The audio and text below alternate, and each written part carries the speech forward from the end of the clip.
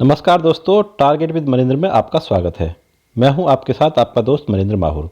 आज हम मध्यकालीन भारत का इतिहास, इसके दो महत्वपूर्ण टॉपिक, भारत पर अरबों का आक्रमण और तुर्क आक्रमण, ये इस पर चर्चा करेंगे। ये मध्यकालीन भारत का इतिहास यहीं से प्रारंभ होता है, अरबों के आक्रमण से ही। धीरे धीरे हम मध्यकालीन भारत के बाद आधुनिक भारत और प्राचीन भारत, इनको पढ़ेंगे। मध्यकालीन भारत का इतिहास शुरू करने का मेरा कारण ये था कि ये मुझे सबसे टफ पोर्शन लगता है, क्योंकि इसमें बहुत सारे मुस्लिम शासक हुए हैं जिनके एक जैसे नाम हैं। तुर्की, फारसी और अरबी भाषा के इसमें बहुत सारे शब्द हैं जिनको समझने में थोड़ा सा मुश्किल होता है और याद नहीं रहते और मिक्सअप हो जाता है। अन्य बहुत सारे अभी इसमें हम मुग़ल शासक और दिल्ली सल्तनत और अन्य मुस्लिम शासक के बारे में पढ़ेंगे, तो ये मिक्सअप हो जाता है और फिर हमें याद करने में इनको कठिनाई होती है। तो हम कोशिश करेंगे कि इनको आसान भाषा में समझें। ठीक है, आइए शुरू करते हैं। शुरू करने से पहले मेरा आप सभी से निवेदन है कि मैंने अपना चैनल नया शुरू किया है, तो इसलिए आप मेरे चैनल को सब्सक्राइब कर लें। तो आइए आज का जो टॉपिक है, भारत पर अरबों का आक्रमण और तुर्क आक्रमण, इस पर चर्चा करते हैं। तो अरबों के आक्रमण में हमें सिर्फ जो है इतना सा याद रखना है कि जो अरबों का आक्रमण था वो किसके नेतृत्व में हुआ था? मोहम्मद बिन कासिम के में। और कब हुआ था? 712 ईस्वी में हुआ था। कहाँ पर? सिंध पर हुआ था। उस समय सिंध के राजा दाहिर थे। ठीक है, और इनका जो उद्देश्य था वो धन दौलत लूटना और इस्लाम धर्म का प्रचार करना था। मोहम्मद बिन कासिम ने क्या किया था? जो गैर मुस्लिमों पर जजिया कर लगा दिया था। जजिया कर क्या होता है? जो लोग मुस्लिम धर्म को नहीं मानते थे उन्हें एक टैक्स देना होता था, जिसे जजिया कर कहते हैं। अब जजिया कर का एक अपना इतिहास रहा है। प्रश्न पूछता है कि सबसे पहले जजिया कर किसने लगाया था? तो इसका उत्तर होगा मोहम्मद बिन कासिम ने। अब मोहम्मद बिन कासिम ने जो जजिया कर लगाया था उसमें 5 लोगों को छूट दी थी। कौन? बच्चा, बूढ़ा, महिला, विकलांग और ब्राह्मण।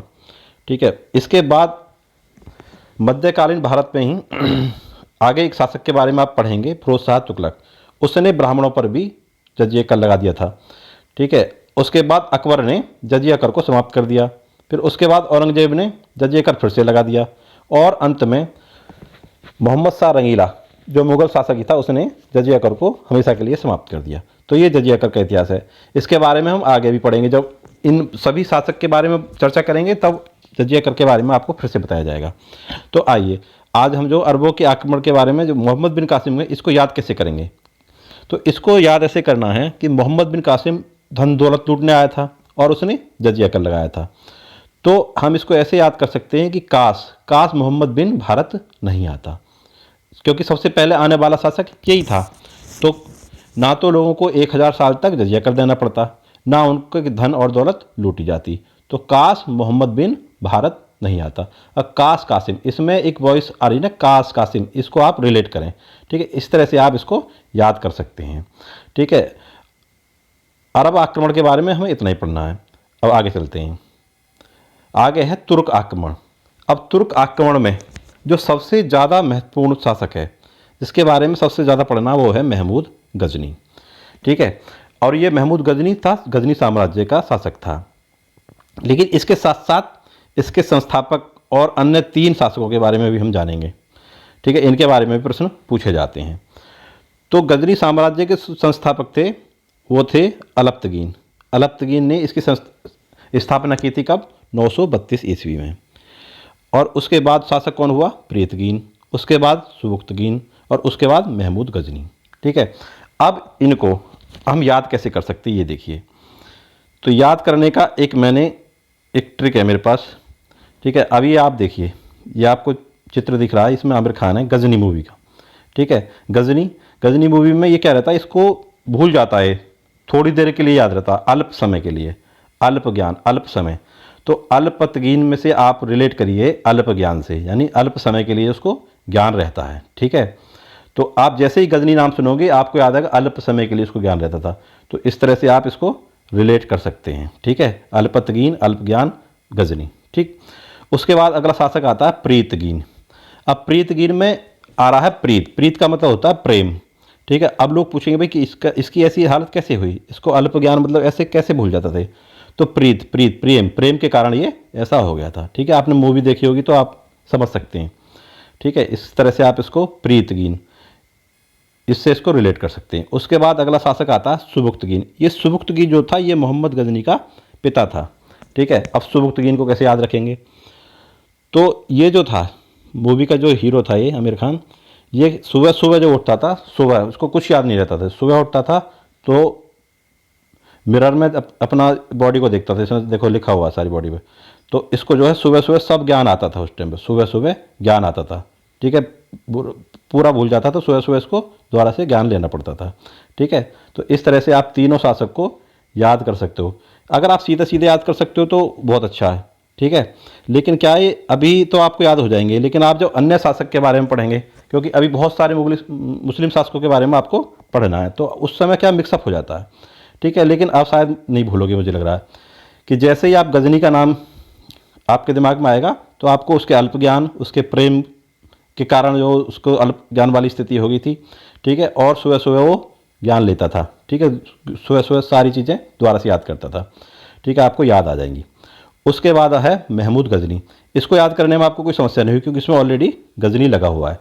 इससे पता चल जाएगा कि हाँ, ये गजनी साम्राज्य का ही एक शासक था। ठीक है, अब इसके जो सन हैं वो थोड़े से आपको मुश्किल, देखने में मुश्किल लग रहे होंगे, लेकिन आप इनको अपनी एक नोट्स बना लें, उसमें एक दो बार देखेंगे या आप वीडियो एक या दो बार देख लेंगे तो आपको जो है याद होने शुरू हो जाएंगे। सन में जो मिक्सअप कम होता है, क्यों? क्योंकि सभी शासकों का जो टाइम पीरियड था वो अलग अलग था। ठीक है, तो सन में इतनी समस्या नहीं होती है। सन एक बार आप लिख लें, उनको आप फिर से देख लें। जैसे अल्पतगीन 932, 972, 977, 998। अब इसका तो क्रम आपको याद रह ही जाएगा। अब इसको भी सीधे सीधे 932, 972, 977, 998, इस तरह से आप एक दो बार इसको देख लें, आपको याद हो जाएंगे। चलो आगे चलते हैं।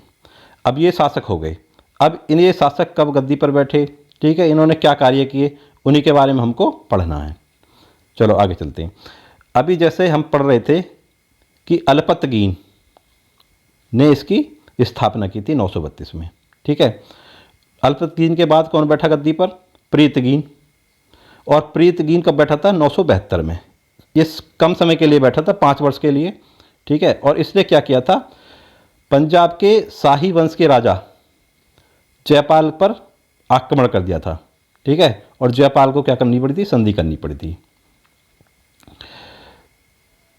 हाँ, इसके बारे में सिर्फ इतना याद रखना प्रीतगीन के बारे में कि 5 वर्ष के लिए बैठा था और पंजाब के शासक जयपाल पर इसने आक्रमण कर दिया था। ठीक है, इतना ही इसके बारे में हमें जानना है। और जयपाल को संधि करनी पड़ी। अच्छा, जयपाल के पर जो आक्रमण महमूद गजनी ने भी किया था, ठीक है, उसको हम आगे पढ़ेंगे। अभी प्रीतगीन के बाद आता है सुबुक्तगीन। सुबुक्तगीन कौन था? सुबुक्तगीन अल्पतगीन का गुलाम था और उसका दामाद था। ठीक है, अल्पतगीन कौन? गजनी साम्राज्य का संस्थापक। ठीक है, तो सुबुक्तगीन 977 ईस्वी में गद्दी पर बैठा था। ठीक है, सुबुक्तगीन महमूद गजनी का पिता था और महमूद गजनी का जो जन्म हुआ था 971 ईस्वी में हुआ था। ठीक, ये चीज़ें हैं। अपने पिता के काल में महमूद गजनी खुरासान का शासक था। खुरासान कहाँ पे पड़ता है? खुरासान अफगानिस्तान सीमा पर मध्य एशिया में है। ठीक है, तो जिस समय उसका पिता गजनी का शासक था उस समय महमूद गजनी खुरासान का शासक था।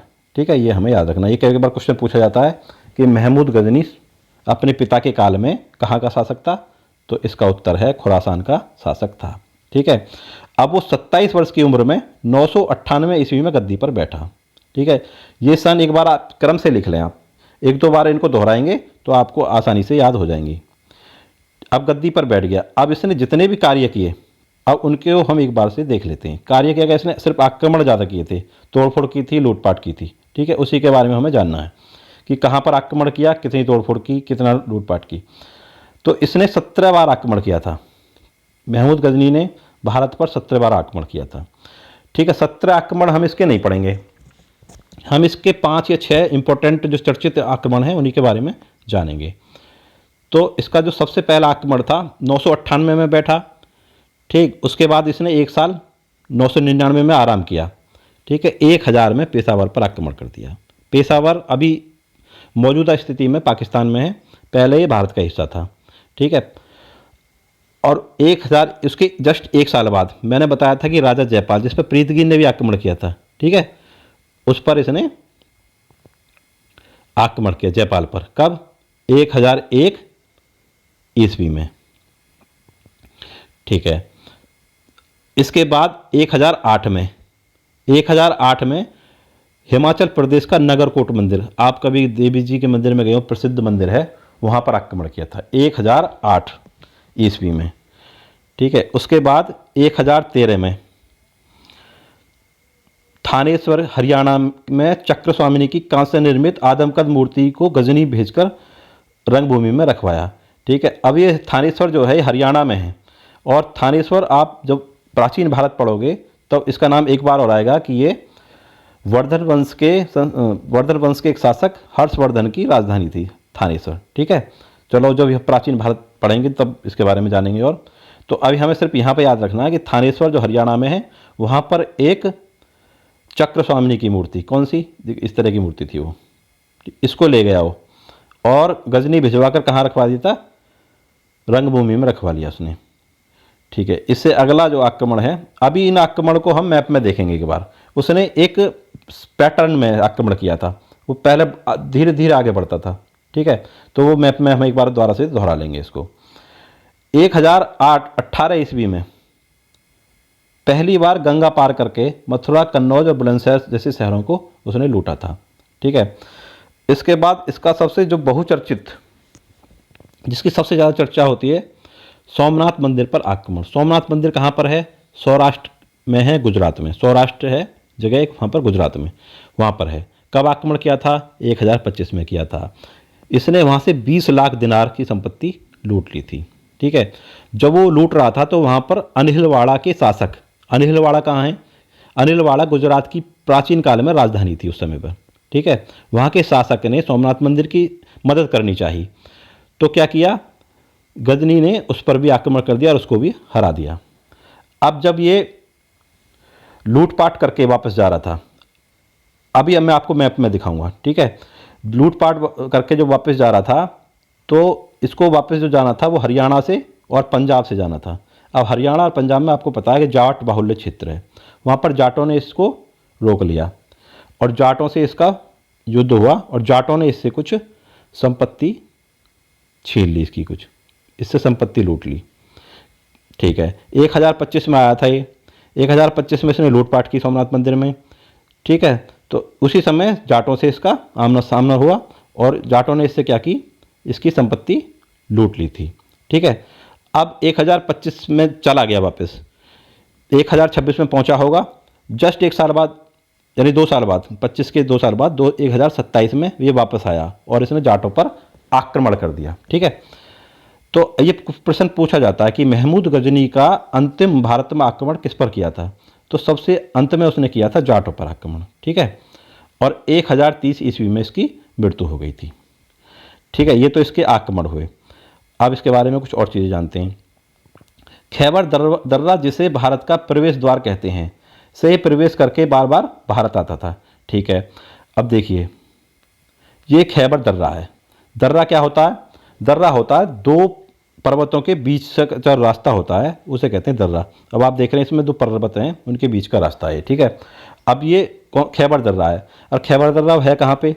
ये अफगानिस्तान और पाकिस्तान के बॉर्डर पर है, हिंदू कश पर्वत पर है। ठीक है, हिंदू कश पर्वत पर। यह भी पूछा जाता है प्रश्न कि खैबर दर्रा कहाँ पर स्थित है, तो अफगानिस्तान और पाकिस्तान के बॉर्डर पे, इसी रास्ते से वो आता था बार बार।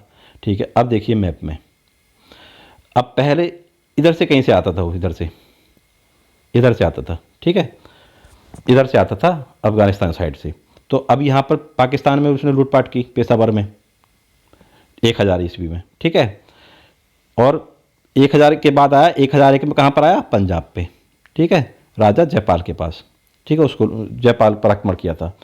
उसके बाद 1008 में, अब 1001 के बाद सीधा 1008 पे पहुंच गए। इसमें बीच में इसने आक्रमण किए होंगे, लेकिन वो इतने चर्चित नहीं है, इतने इंपॉर्टेंट नहीं है, उसके बारे में हम नहीं जानेंगे। ठीक है, तो अभी नगरकोट पर यहाँ पे हिमाचल प्रदेश में यहाँ पे आक्रमण किया।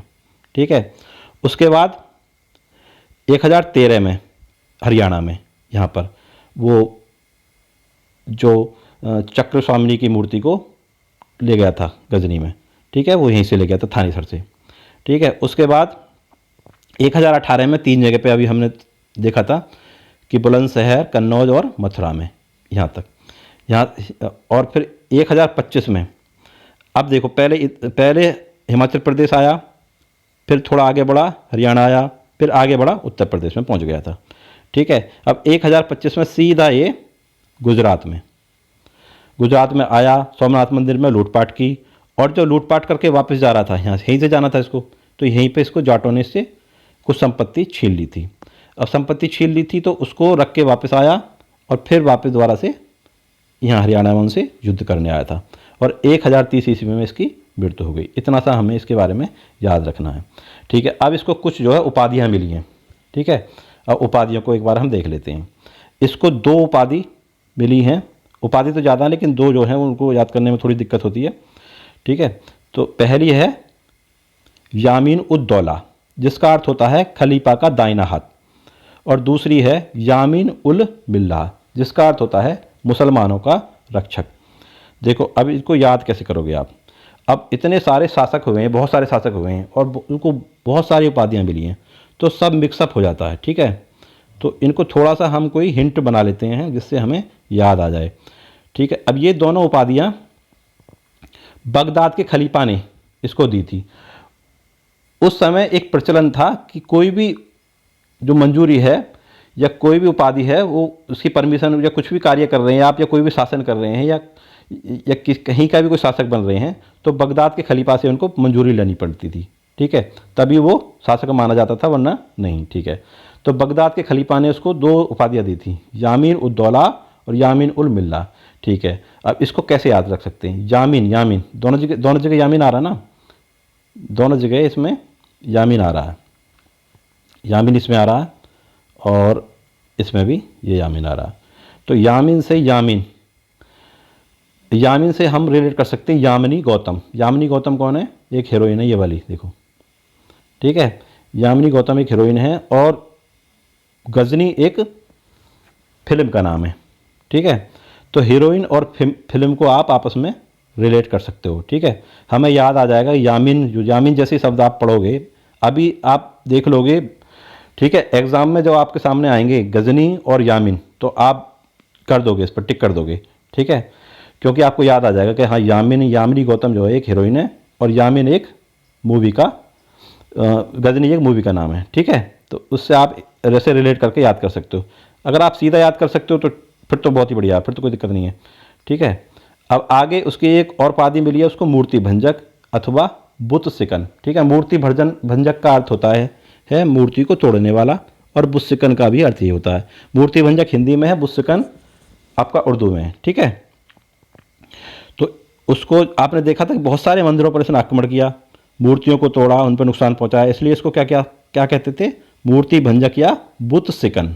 ठीक, सुल्तान की उपाधि धारण करने वाला यह पहला शासक था। ठीक है, अब देखोगे आप कि पहले जो शासक हुए थे वो आए नहीं थे, मतलब अपने क्षेत्र से ज़्यादातर नहीं निकले थे। अगर निकले थे तो इतना धन नहीं लूटा था उन्होंने, और इतना ज़्यादा उन्होंने इस्लाम का प्रचार नहीं किया था। ठीक है, ये पहला शासक था ऐसा कि जिसने बहुत सारा धन लूटा और बहुत ज़्यादा इस्लाम धर्म का प्रचार किया था। इसको जो है सुल्तान की उपाधि धारण करने वाला ये पहला शासक था। ठीक है, ये आपको याद रखना है। और सबसे अंत में इसके दरबारी। ठीक है, दरबारी में भी बहुत ज़्यादा कन्फ्यूजन होता है हमें कि कौन सा दरबारी किसका था। ठीक है, अभी बहुत सारे शासक आगे पढ़ोगे, और उनके सब के नाम आपको अरबी, तुर्की और फारसी में मिलेंगे। ठीक है, तो आप भूल जाओगे कौन सा दरबारी कौन से शासक के दरबार में रहता था। ठीक है, अब जैसे अलब्रूनी, फिरदौसी, उतबी और फ़रूकी, तो इसके लिए मैंने एक ट्रिक बनाई हुई है। तो इस पे मैं आपको एक काल्पनिक कहानी सुनाऊंगा। ठीक है, देखो ये है मंदिर, सोमनाथ मंदिर था ये। ठीक है, तो ये काल्पनिक कहानी है।